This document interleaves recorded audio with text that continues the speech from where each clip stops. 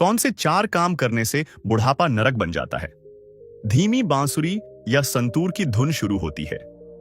बचपन में हमें पकड़ डाले कर चलाया गया। जवानी में हमने दौड़कर दुनिया जीतने की कोशिश की। मगर जब बुढ़ापा आता है तो जिंदगी एक आईने की तरह सामने खड़ी होती है, पूछती है, तुमने कौन सी गलती की थी जो अब यह दिन देखना पड़ रहा है? आज हम जानेंगे वो 4 काम जो अगर आपने समय रहते नहीं छोड़े तो बुढ़ापा एक नरक बन सकता है। प्यारे दर्शक, आगे बढ़ने से पहले साफ साफ गरुड़ पुराण में कहा गया है कि कथा हो या कोई सीख अगर बीच में अधूरी छोड़ दी जाए तो वह हमारे लिए नुकसानदायक होता है। तो प्यारी माताएं, बहनें, पिता, बूढ़े, जवान, बच्चे सारे वीडियो को जरूर देखें और सुने। वीडियो ज्यादा बड़ा नहीं है तो चलिए दिल से सुनते हैं और जीवन में उतारते हैं। पहला काम, बच्चों के लिए सब कुछ छोड़ देना। बचपन में बच्चे आपकी उंगली पकड़कर चलते हैं और बुढ़ापे में कई माँ बाप उनकी उंगली पकड़कर जीना चाहते हैं। यही गलती हो जाती है। पिताजी अपनी पूरी कमाई, जमीन, मकान सब बेटे को दे देते हैं। सोचते हैं अब बेटा संभालेगा। पापा, अब ये घर मेरे नाम है, आप और मम्मी गांव चले जाओ। इसी प्यार और भरोसे का फायदा कई बार बच्चे उठा लेते हैं और बुजुर्ग हो जाते हैं। बुढ़ापे में आर्थिक आत्मनिर्भरता सबसे बड़ा सुरक्षा कवच है। बच्चों को प्यार दीजिए, दान मत कर दीजिए। दूसरा काम, रिश्तों को नजरअंदाज करके सिर्फ पैसा कमाना। कुछ लोग कहते हैं अभी मेहनत कर लूं, रिटायरमेंट के बाद चैन से बैठूंगा। लेकिन जब रिटायरमेंट आती है तो चैन नहीं, चुप्पी और तन्हाई साथ आती है, क्योंकि ना दोस्त बचे ना परिवार से लगाव। पापा, आपसे बात करने का टाइम नहीं है, मीटिंग में हूं। रिश्ते बैंक बैलेंस से नहीं बनते। बुढ़ापे में कोई आपके करोड़ों नहीं गिनता। लोग पूछते हैं आप कैसे हैं? रिश्ते बनाइए, निभाइए, वरना बुढ़ापा सन्नाटे और पछतावे से भरा होगा। तीसरा काम, शरीर की अनदेखी करना। जब तक शरीर साथ देता है हम उसे काम में झोंकते रहते हैं।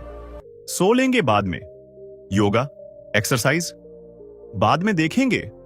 फिर एक दिन आता है जब उठने के लिए भी किसी की मदद चाहिए होती है। अम्मा को बाथरूम ले जाना है, चलो कोई बुलाओ। बुढ़ापे में शरीर ही आपका सबसे बड़ा साथी होता है। अगर आपने उसका ध्यान नहीं रखा तो वो आपको बीच रास्ते में छोड़ देगा। हर दिन थोड़ा वक्त स्वास्थ्य के लिए निकालिए, वरना सबसे कीमती चीज आपकी स्वतंत्रता खो जाएगी। भगवान को भूल जाना। जवानी में जब सब कुछ ठीक होता है तो लगता है ईश्वर का क्या काम, लेकिन जब अकेलापन आता है तब मन कहता है कोई तो हो जिससे बात कर सके। बुढ़ापा वो पड़ाव है जहां शरीर साथ छोड़ता है, बच्चे व्यस्त होते हैं, तब आत्मा को सहारा चाहिए और वो सिर्फ ईश्वर से मिलता है। मैंने सारी उम्र पूजा नहीं की, अब अकेलापन काटता नहीं। हर दिन कुछ पल ध्यान, प्रार्थना या भक्ति को दें। बुढ़ापे में मन की शांति भगवान के बिना नहीं मिलती। बुढ़ापा एक वरदान हो सकता है अगर आपने जिंदगी के कुछ फैसले सही वक्त पर लिए हों। अपने लिए कुछ बचाकर रखिए, रिश्तों को समय दीजिए, शरीर का ख्याल रखिए और भगवान को कभी मत भूलिए, क्योंकि जो बुढ़ापे में अकेला होता है वो कभी अकेला नहीं होता अगर उसने खुद से रिश्ता नहीं तोड़ा हो। बुढ़ापा नरक न बने तो क्या करें?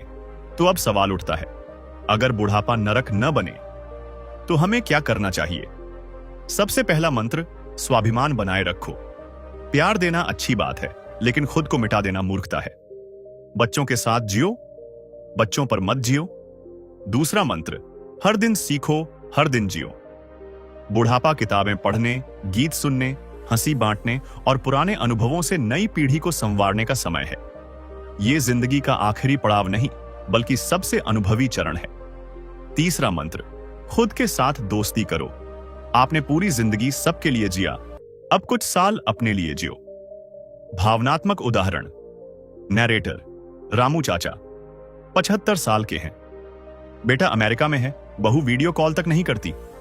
एक दिन बोले, शुरू में बहुत रोया बेटा, फिर गीता पढ़ना शुरू किया। अब हर सुबह मंदिर जाता हूं, 2 बच्चों को कहानियां सुनाता हूं और एक पेड़ को पानी देता हूं। मैंने पूछा, खुश हैं? बोले, अब अकेला नहीं हूं, मैंने ईश्वर, किताब और खुद को अपना मित्र बना लिया है। अंतिम संदेश, धीमे शांत स्वर में, बुढ़ापा जीवन का अंत नहीं है, यह जीवन का सार है। एक बार खुद से पूछिए, क्या मैं आज भी मुस्कुरा सकता हूं? क्या मैं अपने अनुभव किसी के साथ बांट सकता हूं? क्या मैं भगवान का धन्यवाद कर सकता हूं? अगर हां, तो समझ लीजिए, आपका बुढ़ापा नरक नहीं, वरदान है।